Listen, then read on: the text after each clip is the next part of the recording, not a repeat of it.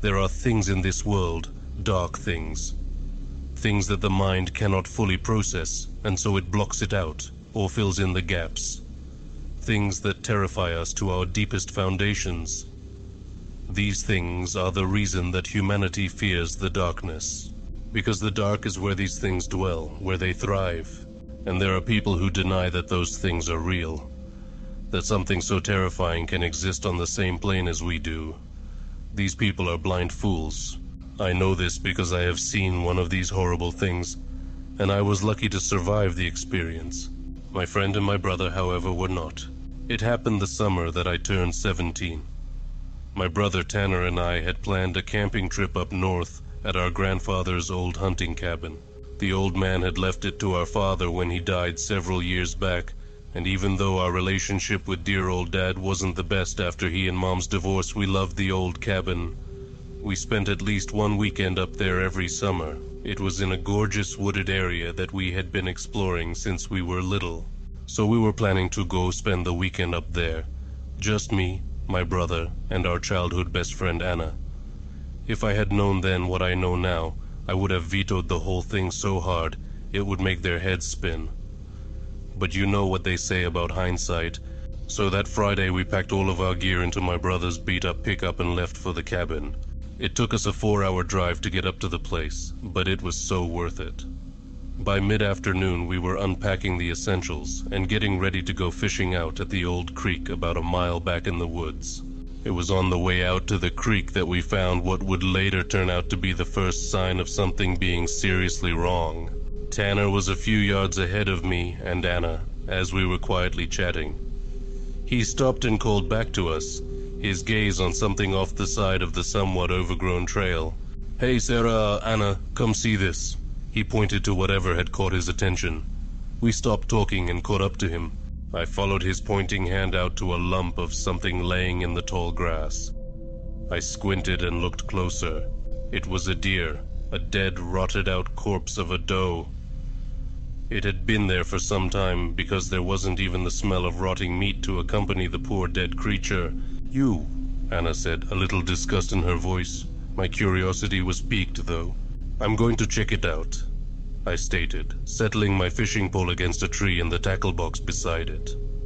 I stepped through the tall grass and a couple of sticker bushes, approaching the deer. See, I collected the skills of different animals. I already had 2 buck skills, antlers and all, but I didn't have a doe. As I came around the corpse, I found something interesting. All of its insides were gone. Not slowly decomposed into the ground, but completely gone. I noticed something on the doe's exposed ribs. I looked closer. All along the ribs and other bones there were teeth marks. A shiver ran down my spine, but I ignored it. I thought that the doe must have died and a coyote or some other scavenger had found its body and made a good meal of it. Even the skull had scrapes and gouges from birds pecking at it, so it was useless to me. I didn't bother looking closer by. I should have. "Find anything for your creepy-ass bone collection?" Tanner asked as I stepped back onto the trail. "Nah, something got at it already. There are marks all over the bones," I told him as I picked up my fishing gear. We continued on to the lake after that, all thoughts of the deer going out of my head. For the rest of the day, up until the sun started to set, we sat on the bank of the creek, fishing. Tanner and I had gotten into a friendly competition to see who could catch more fish. Anna won.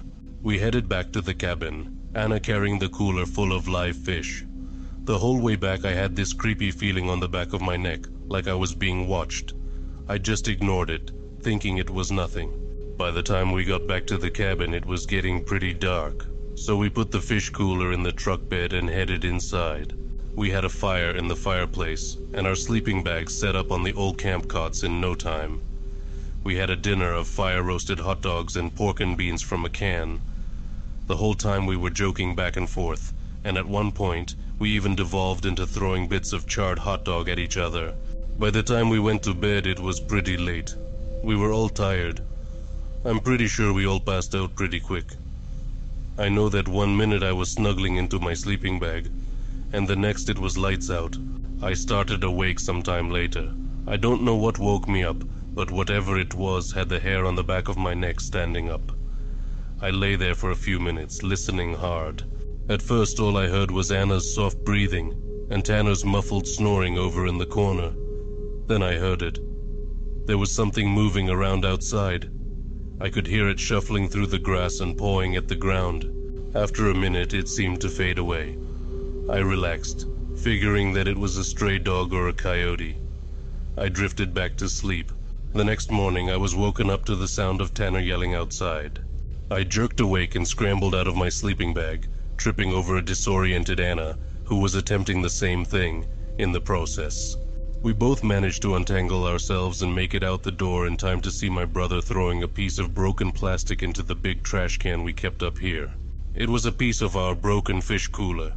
There were pieces of it strewn around the back of the truck, and what was left of it sat on the ground by the truck. The lid was gone, and chunks had been taken out of the side. There was a large puddle of water that had soaked into the ground, making it a muddy mess around the cooler. Of the fish there was nothing left but bloodstains and a few bits of torn flesh and bone. It clicked that whatever had woken me up last night had probably been the culprit. Seeing how the cooler was completely destroyed, that meant it was most likely a bear. And the huge footprints that were all over the mud seemed to add to that theory. So we all helped clean up the mess, and then went to have breakfast. After we finished eating and cleaning up from breakfast, we decided we were going to go for a hike. It was decided that we would stick together, since the bear may still be in the vicinity. So we all got dressed and ready to go hiking up the trail behind the house. I got dressed in my favorite dark gray cargos, a blue tank top.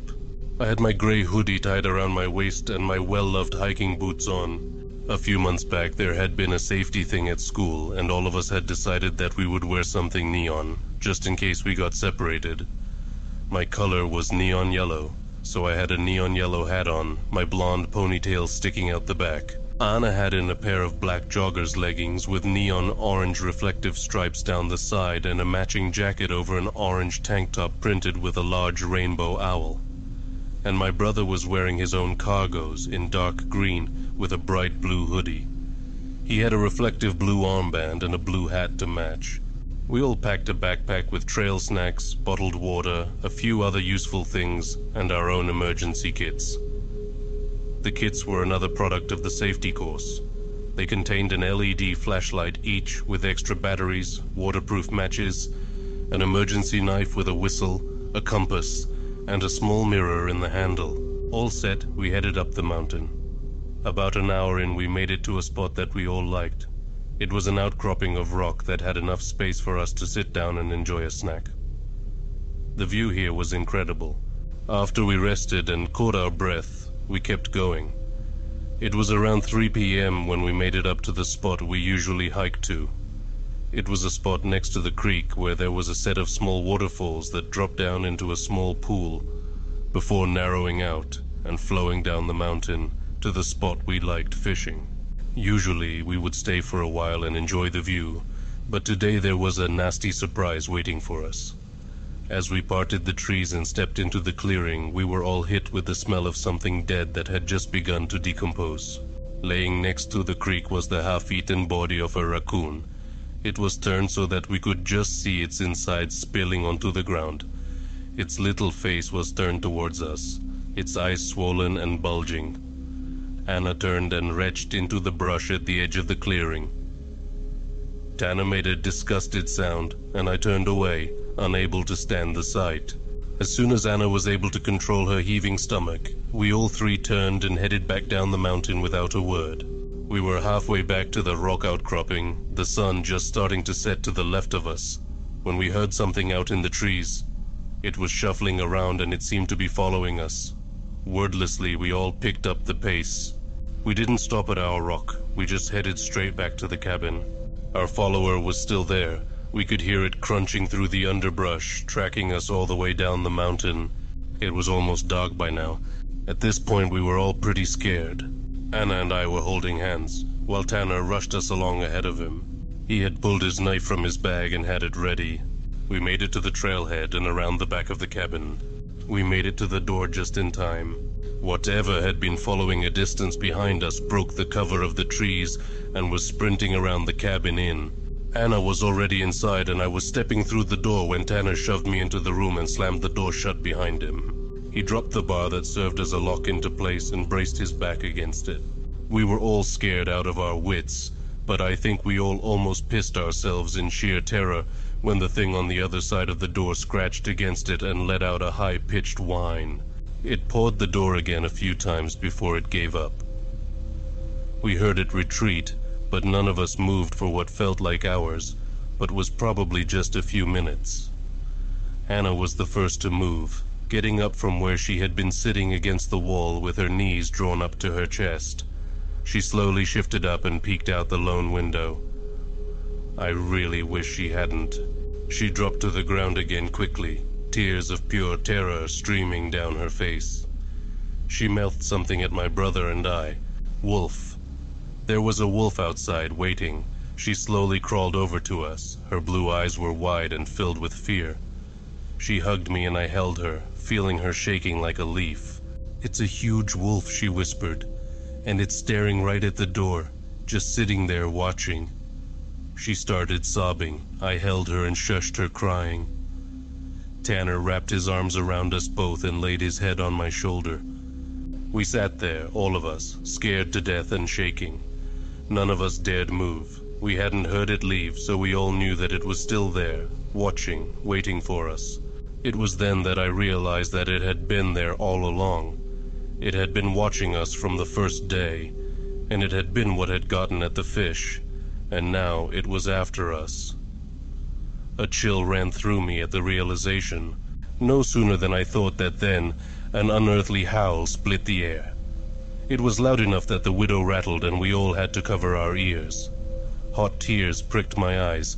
I was so afraid in that moment that seemed to last an eternity. Anna's scream shattered the moment, this being the last straw for her. Fear lanced through me again, a fresh wave of icy terror. I don't quite remember exactly what happened next, just that suddenly she was up and running to hide, and then there was a horrible shriek as the wolf tore through the door. Tanner was dragged back and out of my arms, screaming, and the sound of snarling and growling followed. Something hot and wet splattered over my back and I fell, trying desperately to claw my way under the cabinet where the firewood was kept. Then it was back and tearing through the door.